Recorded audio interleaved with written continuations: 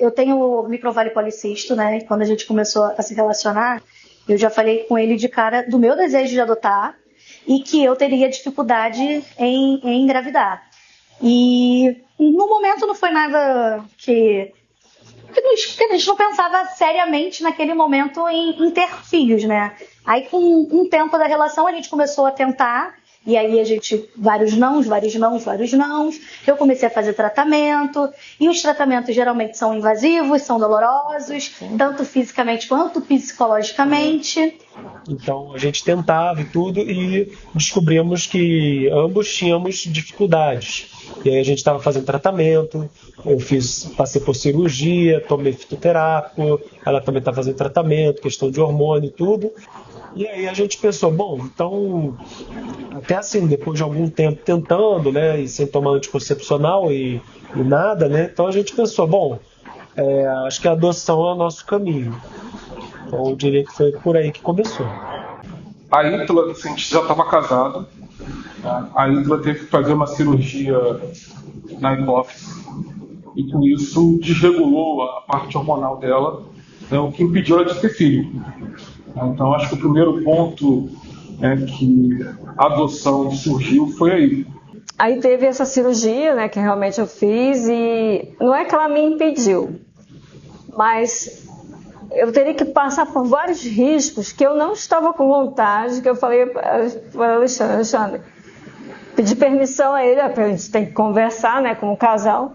Eu não queria passar por isso. Eu acho assim, se eu tenho a possibilidade de adotar, eu vou deixar naturalmente, se Deus quiser, vem uma gravidez naturalmente. Eu não vou... Chegamos até aí uma vez numa dessas fertilização, né? Clínicas de fertilização, mas a gente entendeu o processo, é muito arriscado, assim, é muito dolorido. E, poxa, o amor já estava crescendo, já estava latente aqui, né? Então eu digo, não, se tem como adotar, eu vou adotar. Eu venho de uma relação anterior. Minha primeira adoção foi com meu ex-marido. E conheci Samuel há 1 ano. Já estava na fila de espera pela segunda menina. O meu desejo de paternar, ele surge na minha adolescência. Eu já vivendo os dilemas da adolescência e me percebendo homossexual, tinha muita dificuldade de enxergar a paternidade dentro dessa potência afetiva que a adoção traz. Para mim, a paternidade era uma experiência estritamente biológica. E o fato de eu ser homossexual e de eu não ter perspectiva de um relacionamento hétero me punha num sentido contrário à realização do sonho da paternidade. Isso me angustiava demais. A adoção no Brasil, ela data do nosso descobrimento, né? Porque nós tínhamos inicialmente o que a gente chamava de filho de criação, né? Aquelas crianças que geralmente eram filhos das empregadas, dos empregados, e que ficavam nas casas dos senhores de engenho, nas residências, né, para acompanhar as mães, e terminavam sendo tratados como se filhos fossem, né, dormindo nos mesmos quartos que as outras crianças, mas que quando as mães saíam do emprego, simplesmente havia essa ruptura de toda a relação socioafetiva existente, né? A gente já tinha tido essa ideia alguns anos antes, né? O que acontece é que, assim, nós atualmente somos casados há 30 anos. Então, assim, início de casamento, a gente não pensa em filho, né? Quer viver a vida e não sei o quê. E quando chegou o momento da gente tentar ter filhos, a coisa não acontecia. Passamos durante 20 anos nessa coisa de tentar não acontecer, investigar, desistir, ter a ideia de ser um casal sem filhos, porque não acontecia, então vamos ser um casal sem filhos, e daqui a pouco aquilo não satisfazia, e aí chegou um momento em que realmente ser um casal sem filhos já tinha perdido o propósito, alguma coisa faltava. Fizemos alguns tratamentos, né? Passamos por toda aquela batelada de tratamentos. Nunca se descobriu, nenhum dos dois tem problema, mas por algum motivo a coisa não acontece. E aí, quando a gente viu que por esse meio não ia acontecer, surgiu a ideia da adoção. Aí teve um dia que eu fiquei em casa, numa segunda-feira, é minha folga, né? Eu triste. O Alexandre tinha ido trabalhar, eu comecei a ver vários vídeos sobre adoção. Mas eu tava vendo sobre casais falando, sobre relatos, né? Como esse vídeo que a gente vai fazer agora. E aí ele chegou pra mim, eu não comentei com ele, porque como o problema era meu, eu não queria ser a pessoa que voltaria a falar sobre esse assunto, né? Ele chegou pra almoçar, eu não falei nada, eu tava tentando... como eu vou falar com ele? Aí ele virou pra mim do nada e falou assim, Vida, eu tava pesquisando e pra gente dar entrada na adoção é esse documento. Ele não, Deus tocou no meu coração hoje pra gente dar entrada na adoção. E aí eu comecei a chorar. Até que eu me permiti vivenciar, né, a minha sexualidade, conheci na época o meu primeiro namorado e tivemos uma relação de 15 anos. E esse primeiro namorado, eu me abri com ele, falei sobre o desejo de ser pai, do quanto que isso mexia comigo. E ele começou a me apresentar outras possibilidades. Olha, a gente pode viajar para a Espanha. Na época a Espanha estava permitindo tanto adoção por casais homoafetivos quanto as inseminações, né? A gente pode ir para outro lugar, a gente pode até trabalhar para juntar um dinheiro para fazer uma barriga de aluguel em Israel, enfim. E aí comecei a pensar, poxa, então existem outros caminhos. Até que também, não vou me lembrar exatamente quando, em algum momento a gente falou sobre adoção. E aquilo caiu tão claro e tão evidente para mim que eu não precisava de laços biológicos com meus filhos para amá-los, que o meu desejo de paternar ele podia se realizar independente do vínculo biológico que tivesse com eles, né? E aí a via da adoção foi a mais clara, né, naquele momento. Já se começava a falar no Brasil sobre as adoções, né, por casais homoafetivos. Alguns casais já tinham conseguido direito judicialmente, até que em 2011 a gente teve aquela maravilhosa decisão do Supremo que finalmente conseguiu fazer o que o Legislativo não fez até hoje, né? Que foi estender às famílias LGBTI o direito de casar e por conseguinte, de adotar. Assim que a gente decidiu realmente que a gente, independente de ter um filho nosso ou não, a gente adotaria, independente da ordem também, né? Que poderia acontecer de repente a gente engravidar. Mas nós não desistiríamos da adoção, porque já era uma coisa que a gente já tinha amadurecido, né? E aí eu já fui logo correr atrás de como era o processo.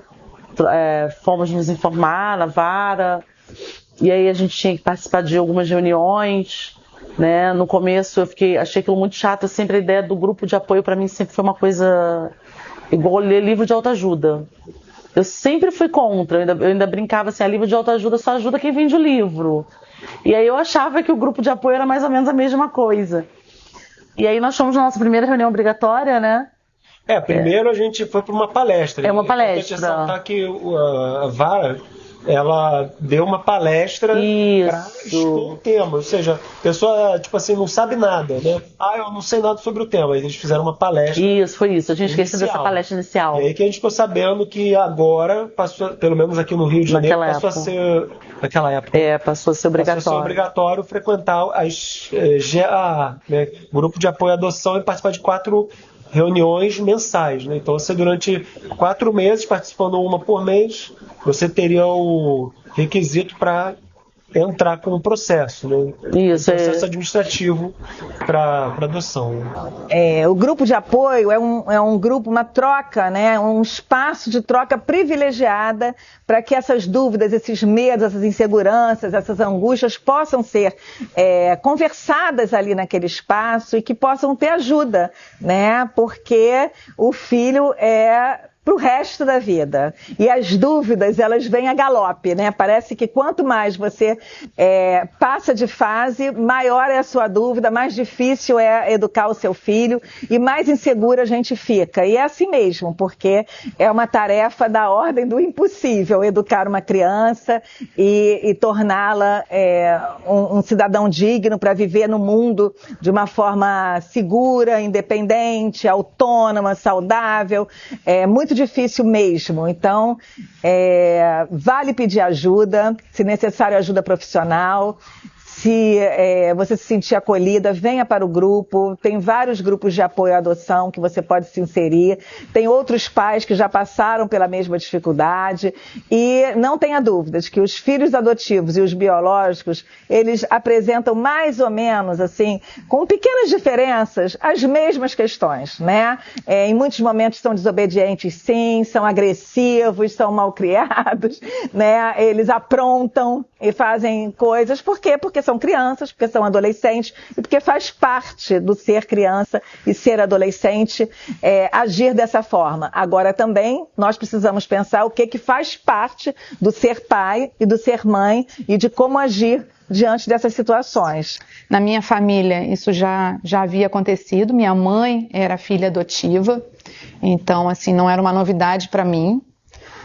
Para o Luiz não era uma novidade, mas ele não tinha vivência, claro, né, na família dele.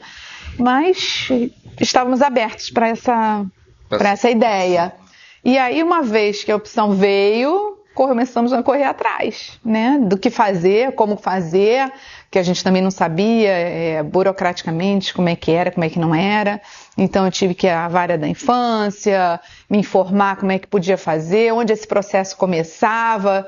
E aí você dá de cara com aquela burocracia bem pesada, porque são idas e vindas e reuniões que tem que participar e uma quantidade de documentos que tem que se apresentar. Então, assim, é bem complexo, não é uma coisa... Acredito que hoje, com as redes sociais, seja bem mais fácil. Você busca grupos e esses grupos te orientam muito bem. Foi o que nos ajudou bastante, né? Sim, principalmente no período entre a entrada da fila e a chegada das meninas, foi o que nos alentou. Então, aí que a gente realmente partiu. E quando a gente começou o processo, é bem diferente do que existe hoje, né? Que hoje tem um cadastro único, né? Então, eu sou daquela época que tinha que se inscrever em todas as prefeituras que eu quisesse, então, e era muito custoso, né, o processo, porque você tinha que mandar várias declarações, né? Então, até aí engajou, as avós ficaram engajadas, né? Minha mãe, minha sogra, e ajudando a fazer os envelopes, eram vários envelopes com a mesma documentação e mandando para as várias comarcas do norte, do sul, do nordeste, do Rio. E assim, a gente ficou uns 5 anos no processo, esperando, né? A gente definiu um perfil por conta do Alexandre. Era um perfil até 2 anos, né? Até 2 anos de idade. A preferência era menino. A preferência era menino. Que é mais barato de criar. E eu queria menina. Aí a gente faz umas perguntas, né, básicas de perfil e ficamos esperando, né, muito tempo. A gente ficou, eu falo que a nossa gravidez foi de 5 anos. Mas a adoção plena, como hoje nós conhecemos, ela é a partir do ECA, do Estatuto da Criança e Adolescente, que data de 1990. 2 anos depois da Constituição Federal. Então, com a Constituição, as crianças e os adolescentes passaram a ser considerados como sujeitos de direitos, né, e não como objetos da família, como propriedade da família, mas como os únicos sujeitos de direitos detentores de prioridade absoluta no atendimento de seu superior interesse. O que significa que qualquer pessoa não terá o mesmo reconhecimento e a mesma prioridade que criança e adolescente. Isso com relação à saúde, educação, habitação, políticas públicas, etc, etc. Mas é importante a gente colocar aqui em tese, né? Porque por mais que o nosso estatuto tenha completado recentemente 34 anos e a nossa Constituição 36, a gente ainda não vê a prioridade absoluta implantada no Brasil, lamentavelmente, né? Mas aí, voltando à adoção, desde 1990 a adoção é plena, as crianças são filhos com todos os direitos, filhos e filhas com todos os direitos e deveres, né? Não há diferenciação alguma, são herdeiros, são detentores de alimentos em caso de separação, Ou seja, não há qualquer tipo de diferenciação entre aquele filho que foi gestado por nós ou que foi gestado para nós, né? Não existe mais qualquer tipo de diferenciação. Então, a adoção hoje é uma realidade e a gente precisa dizer que a adoção saiu do armário, né? Porque antigamente a gente não falava em adoção, né? Não se tinha esse orgulho da adoção, assim, né? Obviamente você não vai apresentar o seu filho, esse filho eu gestei, esse filho eu adotei. Mas ninguém hoje esconde mais a adoção. Não é uma revelação a ser feita quando aquela menina faz 15 anos ou no dia do casamento, né?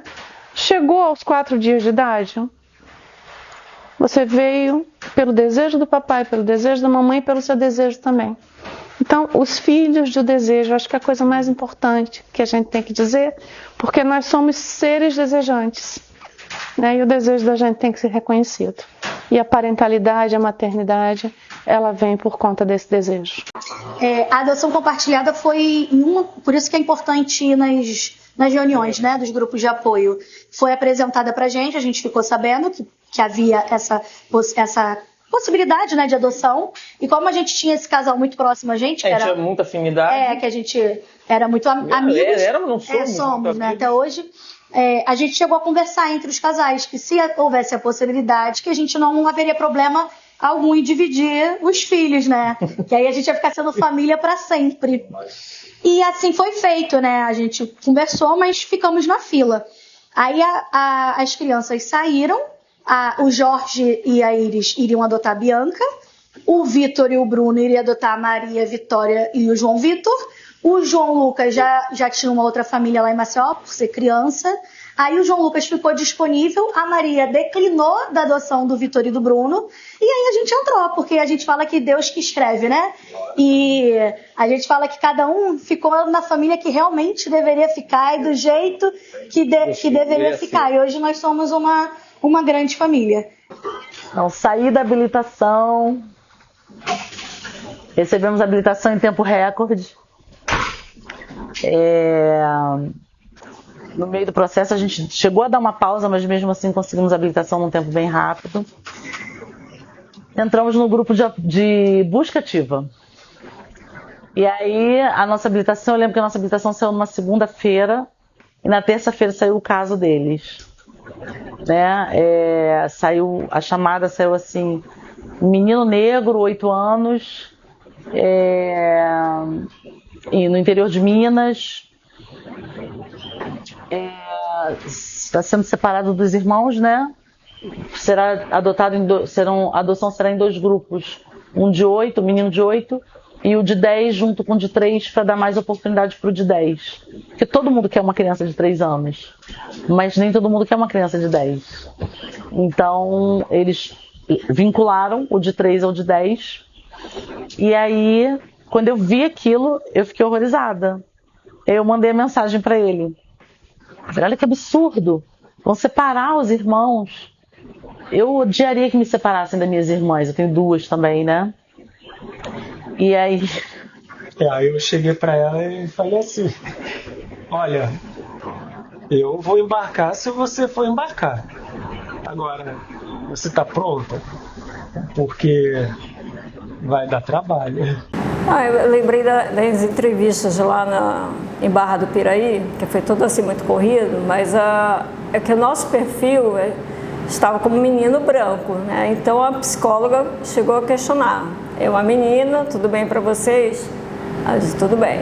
E ela não é branca, tudo bem também? Vocês estão entrando no outro mundo, que é uma adoção interracial.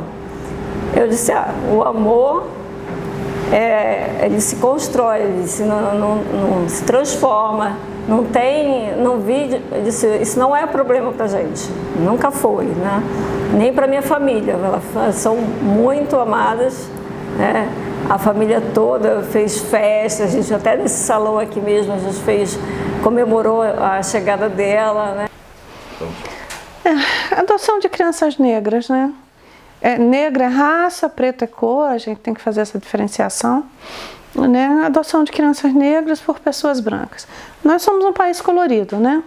Antigamente, para quem é professor de história, é muito melhor do que eu, a gente dividia em mameluco, em mulato, cada coisa que era melhor nem lembrar, né?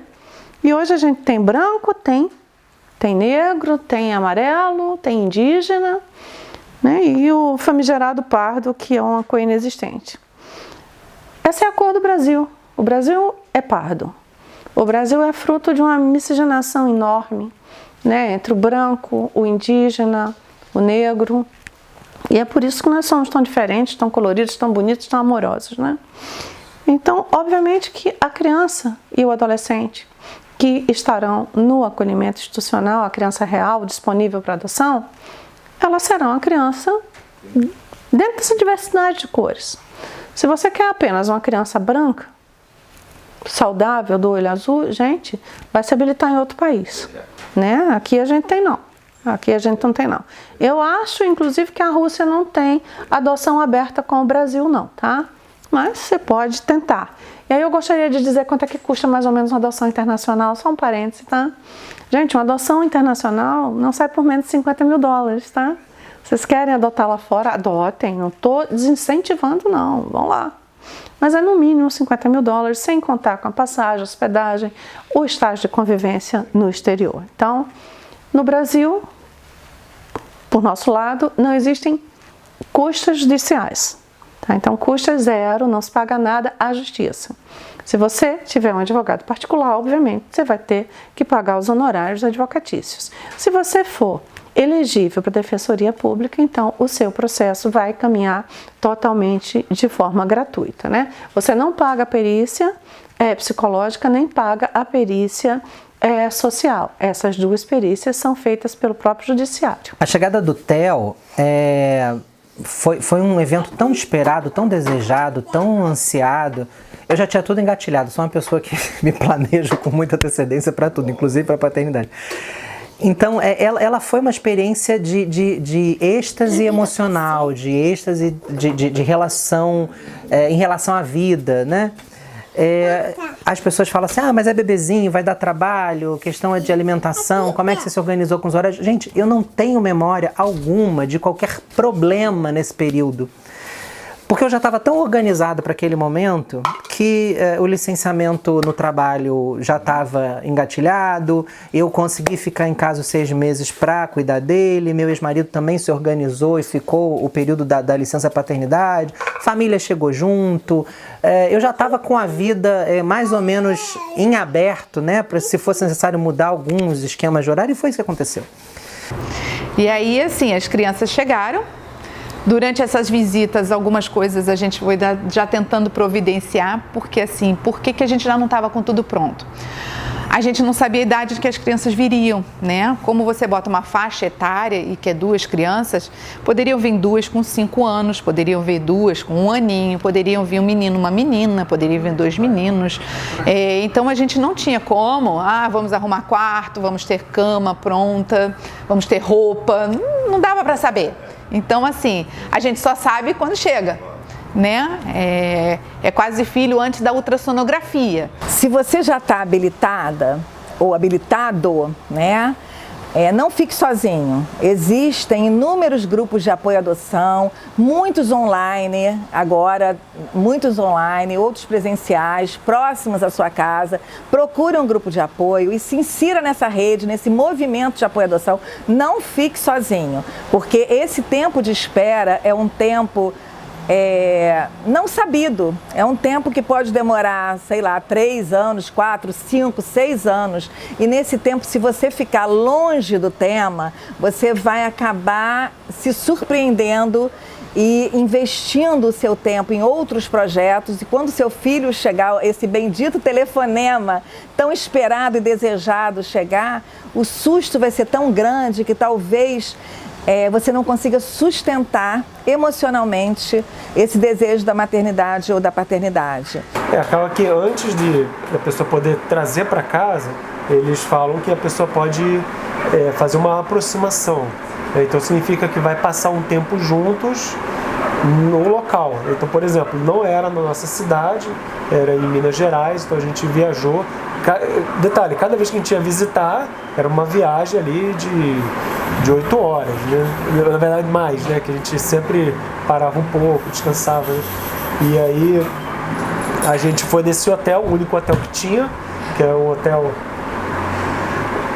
hotel assim, pomposo, né? Era um hotel pomposo. O único hotel era um hotel caro, né? E aí a gente levou as crianças para lá para ficar com a gente, né? E aí a gente passear pela cidade, então a gente acabou conhecendo a cidade, que a gente não conhecia, nunca tinha ouvido nem falar da cidade, é uma cidade interior mesmo. E eu fiquei impressionado, foi nesse dia que a gente ficou no quarto do hotel, né? Que as crianças estavam muito agitadas, era uma coisa assim que mexeu com as crianças, né? E aí eu fiquei impressionado em ver, por exemplo, a Cris, a reação dela, porque chegava assim, o Brenned no berço, e ficava agitado, e chorava, e ela acordava, e ia lá, e eu não, continuava dormindo. E eu assim, morrendo de sono, eu abri os olhos assim, via meio embaçado ela se inclinando sobre o berço para pegar eu chamava de neném, né, com 3 anos, né, pegava ele no colo e trazia para a cama. Aí estava eu, ela e o Brenned na cama. Aí mais tarde eu vi a outra criança ali brigando, o Kaique brigando com a Adria, né? Eles têm a idade próxima, brigam o tempo todo, e aí trazendo o Kaique para a cama. Aí eu já sendo empurrado para o lado, já 4 pessoas na cama. E aí mais para frente eu acordo de manhã, todo mundo dormindo e todas as crianças na cama com a gente, né? Quando eles chegaram, cada um numa idade diferente. O João chegou aqui 1 ano e 11 meses de idade, a Maria Júlia com 10 anos. Alguns meses. E assim, a Maria, devido às questões dela antes, vamos dizer que ela geria a vida dela. E a dos irmãos também. E a dos irmãos. Além dela gerir a própria vida, ela tomava conta do João, que era o pequeno. E acaba ela sendo a cabeça deles, ela mandava nos irmãos. E foi uma dificuldade que ela encontrou de respeitar e reconhecer a autoridade paterna. E materna. Paterna, né? Foi um impacto para ela isso, houve um choque. Aí a gente, poxa, tem hora que é complicado. Você diz, a menina é B, não é por aí. E impor, demandou tempo e... A gente ficava naquela, né? A gente ia com carinho, mas tinha aquele momento tinha hora que tinha que puxar a rédea. Que a gente tinha que ser realmente firme. A gente via que a gente precisava e ela também necessitava da gente impor aquele limite para ela. E aí foi entrando nos eixos. Isso. A nossa rotina de casal mudou totalmente, né? Era só eu e ele durante muito tempo. E aí eu e ele foi pra eu e ele mais 4. Pra nós aí 4. Era escola com... A Maria Júlia fralda, chegou... porque ele ainda veio usando fralda, né, amor? Sim, eles não falavam, Gael, o João só falava Peppa.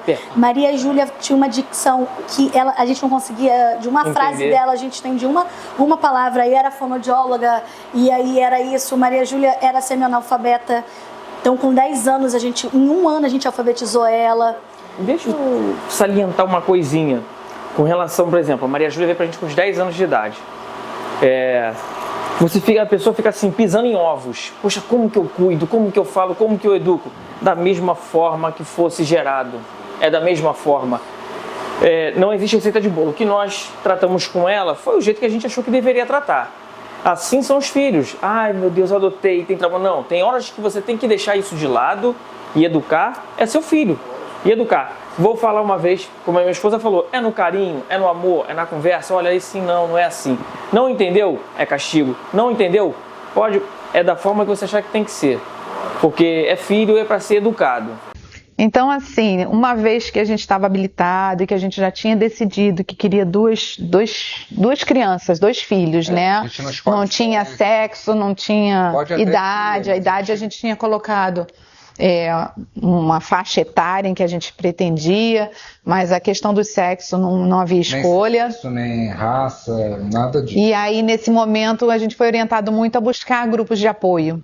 né? Existia muito histórico de que pessoas que se afastam por conta do tempo que você leva esperando essas crianças, esse projeto acaba se perdendo um pouco nesse caminho. Então, assim, a gente e criando mais ansiedade, né? Então a gente buscou um grupo e a gente ia todo mês para reuniões. Esse grupo eram de pais que já haviam adotado crianças, então as famílias iam para essas reuniões, a gente tinha contato com essas crianças adotadas, então foi muito interessante porque a gente via como funcionavam essas famílias. E isso para a gente era importante. Tanto que a questão da idade, o perfil que nós tínhamos colocado inicialmente, que era um perfil muito mais reduzido, a gente tinha escolhido entre crianças entre 2 e 5 anos, a gente viu que a gente podia ampliar, por que não ampliar, né? A gente cria muitos preconceitos, né? De que crianças muito maiores já vão vir com muitas histórias e tudo mais, e a gente foi ver que isso muitas vezes não influencia em nada. Então... Aí você tendo contato com as crianças, você vê, caramba, 5 anos é muito pequeno, 6 anos é ainda muito pequeno. Tem muito a você acrescentar, né? Então, eu acho que aí a gente, coincidência ou não, a gente resolveu ampliar o nosso perfil e a gente voltou na vara e puxou de 2 para 1 e levantou de 5 para 6. Então, a gente, em questão de 6 meses, a gente fez isso. E 2 meses depois as meninas apareceram. A Mariana tinha acabado de fazer 1 ano. Mariana estava com 1 aninho e 2 semanas. E a Beatriz já tinha 5 anos e meio. Então nenhuma das duas estava na primeira faixa escolhida. A hora que ampliou 1 hora para baixo, para cima, as duas apareceram. Bom, a chegada das duas, assim, o tratamento, eu acho que foi o mesmo tratamento que você tem com o filho normal. Eu não vejo diferença. Às vezes eu me assusto, porque eu não vejo diferença. Com a Carolina, assim, como ela veio recém-nascida, teve todo aquele processo de você acordar de 3 em 3 horas, né, dar mamadeira, né, ficar preocupado, né, se não está tendo refluxo, se não tem algum problema para dormir, bota o carrinho para do nosso lado, babá eletrônica, né.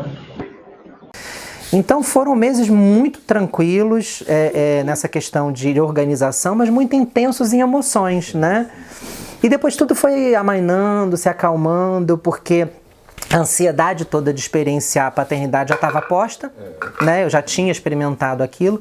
A espera da segunda filha, nesse aspecto, foi muito mais tranquila, porque eu já estava vivendo aquela experiência, né? E pelo contrário, eu gostei tanto de ter vivido a experiência de um bebezinho, que ele chegou com 3 meses, praticamente recém-nascido, que eu decidi até reduzir o meu perfil, né? Eu tinha um perfil de 0 a 6 anos, e eu falei, não, eu quero viver isso de novo, eu quero viver essa primeira infância de novo e reduzir o perfil para a chegada da segunda filha. E nessa que eu reduzi o perfil, obviamente o tempo de espera aumentou consideravelmente. Tanto que ele chegou em 3 anos e pouco e ela demorou 6 anos para chegar. Então você se habilita. E para se habilitar, não importa quem você seja, a sua identidade de gênero, a sua orientação sexual. Não importa. Até se existir algum óbice, né, na cabeça de alguns magistrados e magistradas preconceituosos, assim como componentes de equipes técnicas preconceituosos, né, isso acabou em maio de 2011 com aquele voto belíssimo do então ministro Aires Brito, né, que a gente não pode discriminar o amor, né, a gente não pode discriminar o afeto, né. Ninguém está cometendo de irregularidade ao amar uma pessoa do mesmo sexo. Qual é o problema, gente, né? Então a gente não tem nenhum tipo de problema hoje no Brasil inteiro com relação à habilitação de casais homoafetivos, sejam eles casados ou sejam eles conviventes, né, em união estável. Assim como também nós não temos problema algum em habilitar uma pessoa solteira desde que ela tenha condições socioeconômicas e psicológicas de parentar uma criança, né? A minha chegada ocorreu em 2022, né? Já cheguei sabendo de todo o processo familiar que a gente passaria. E, assim como o Saulo, também tive o desejo de ser pai. Então, não era uma coisa que foi uma novidade por conta da relação. Eu sempre quis ser pai, só que assim como ele também queria modo biológico, porque infelizmente a sociedade ela se concentra em só é filho o que é biológico, né? Foge um pouco, o que foge um pouco disso é o que vai ser contra, né? A sociedade ela acaba não aceitando muito bem a adoção de forma legal até, de uma forma boa, positiva. E aí eu me via como uma pessoa preta, periférica e gay.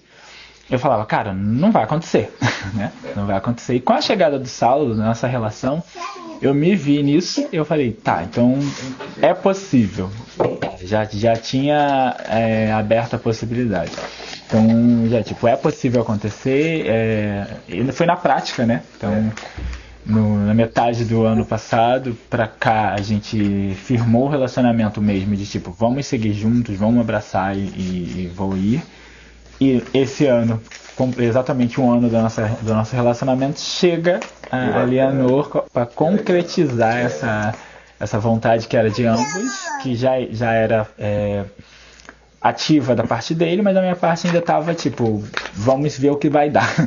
Eu acho que um outro mito também tem a ver com o desejo do filho de buscar sua família de origem, né? Muitas pessoas acreditam, então ele é contra a adoção, então a adoção não deu certo, então ele vai preferir a família biológica à adotiva, como é que é isso? Mas não, o filho tem o direito, né, de saber de onde eu vim, o que aconteceu comigo, quem são as pessoas da minha família biológica, será que eu tenho irmãos, o que houve para que eu tenha sido, porque tem famílias assim, biológicas que conseguem ficar com 3, 4 filhos e não conseguem ficar com o 5º, ou então não conseguiu ficar com o primeiro e consegue ficar com o 2º, com o 3º, enfim, então conhecer de onde eu vim é muito importante para a gente saber quem eu sou e para onde vou, né? Então, ajude o seu filho a conhecer a sua história, que é um direito dele saber da sua biografia, para poder seguir em frente dignamente, sem medo de somar a família, que é um tripé, né? A família adotiva, a família biológica e o filho, a pessoa adotiva, seja criança, adolescente, adulto. Agora, é importante que veja também que momento que vai se dar essa busca, se esse filho está preparado para encontrar essa família biológica, que família que vai encontrar, se essa família também está disponível para acolher, para contar essa história, enfim, porque é tudo muito complexo, né? Não é tão simples assim como é na televisão, nos romances, nos filmes, que abraça, né? E instantaneamente nasce aquele amor.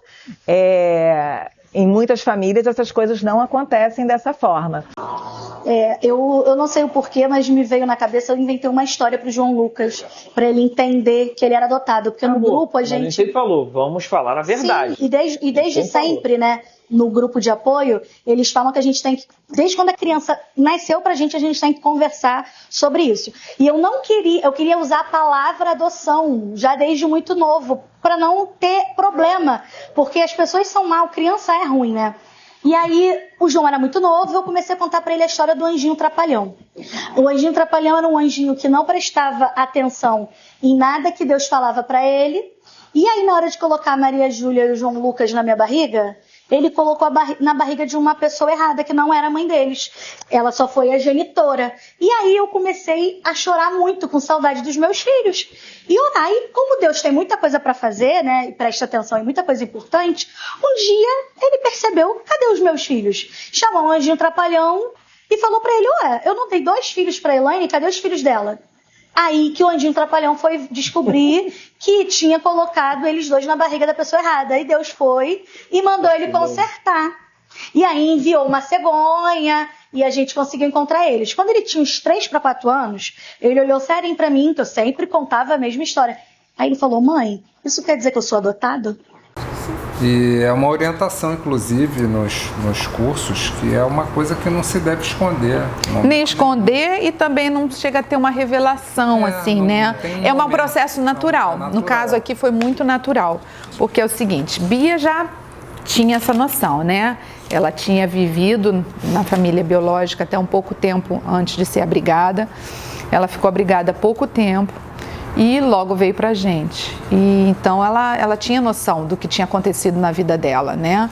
Ela ainda tinha lembranças dessa vida com a família biológica, em que ela falava sobre essa família, algumas coisas que ela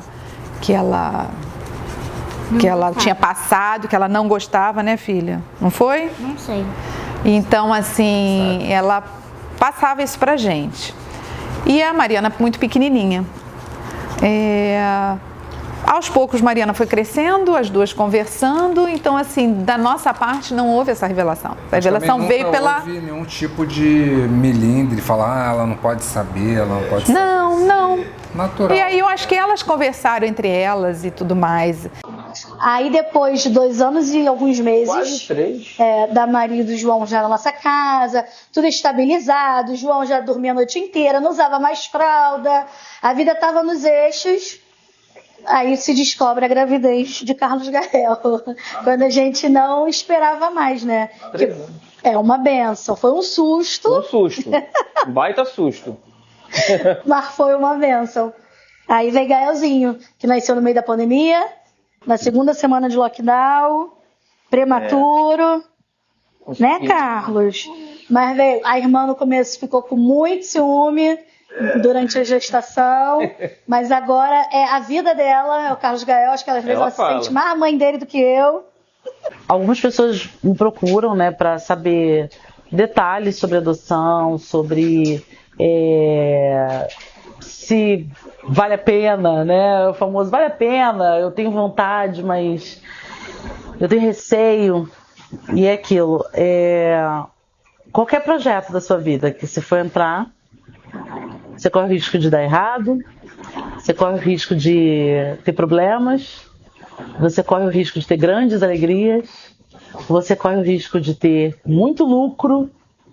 Em qualquer projeto você corre riscos. Então, assim, a adoção não é diferente. Porque a adoção é paternar, maternar. Então, ela não é diferente de um casamento. Que pode dar certo, pode dar errado, mas tem que ter um esforço. Então, assim, muitas pessoas têm medo da adoção. Por quê? Por que ter medo? Eu não sei quem eu estou botando dentro da minha casa. Quando eu vou parir um filho, eu também não sei quem eu estou botando dentro da minha casa, né? Então, assim, se abra, se informe, procure casais que tenham adotado, procure famílias que tenham adoção, para entender e ver que não difere muito de uma família que foi constituída, com tudo pensado, planejado. Não difere. Assim, eu acho que quando a gente fala o nosso relato, fica bem claro isso, né? A relação que a gente tem com os nossos filhos é igual. A gente briga igual com eles, a gente chama atenção igual com eles, sabe? Exige as mesmas coisas, proporciona as mesmas coisas.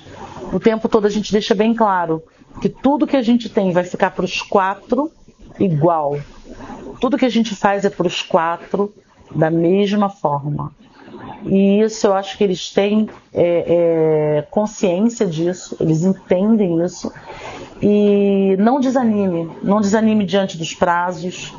Os prazos são longos? São, mas eles podem ficar mais curtos, podem ficar mais divertidos.